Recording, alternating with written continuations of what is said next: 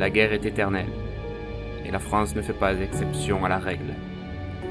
Si je devais donner un repère pour la création des arts martiaux français, je dirais que c'est le sacre de Clovis, roi des Francs.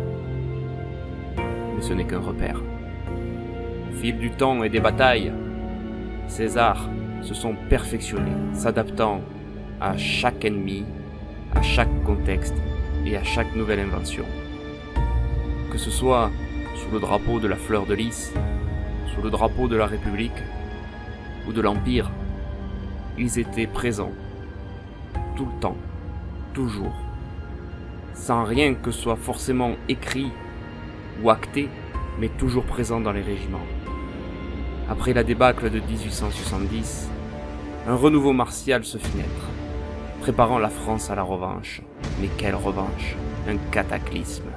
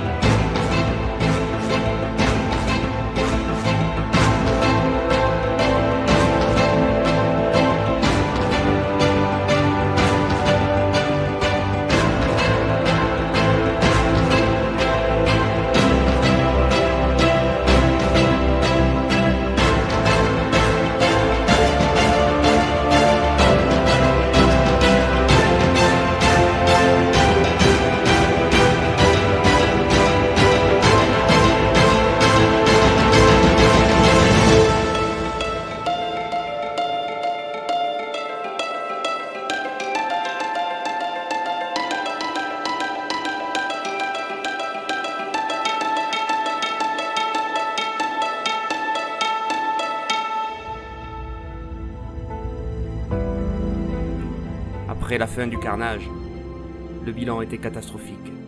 Les maîtres étaient morts. Beaucoup d'élèves les avaient rejoints dans la tombe, ou étaient estropiés physiquement ou moralement. Il ne restait plus rien, plus de boxe, plus de canne, plus d'escrime.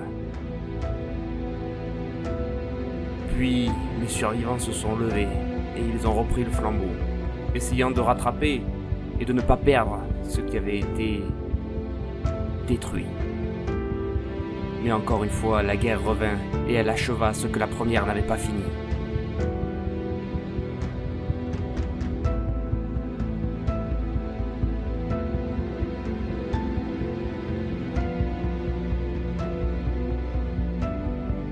D'autres se relevèrent après, encore une fois, mais ils changèrent de paradigme. Ils ont tout misé sur le sport et la compétition. Certes, ça a sauvé la boxe française et la canne, d'une certaine manière, mais ça l'a aussi tué. Et moi-même, je faisais partie de ceux qui pratiquaient ce sport. Mais au plus profond de moi, j'entendais des tambours, des hurrahs, des bruits d'armée. Je ne comprenais pas, il fallait que je cherche. Alors, me replongeant dans les livres, j'ai redécouvert les arts martiaux français. Et je me suis entraîné, j'ai échoué, je cherchais encore et encore, jusqu'à commencer à comprendre ce que l'on nous avait caché, ce que l'on nous n'avait pas dit. La boxe, la canne, ce ne sont pas des sports, ce sont des arts de combat. Puis j'ai trouvé d'autres personnes qui, comme moi, cherchaient un peu cette vérité qui nous était masquée.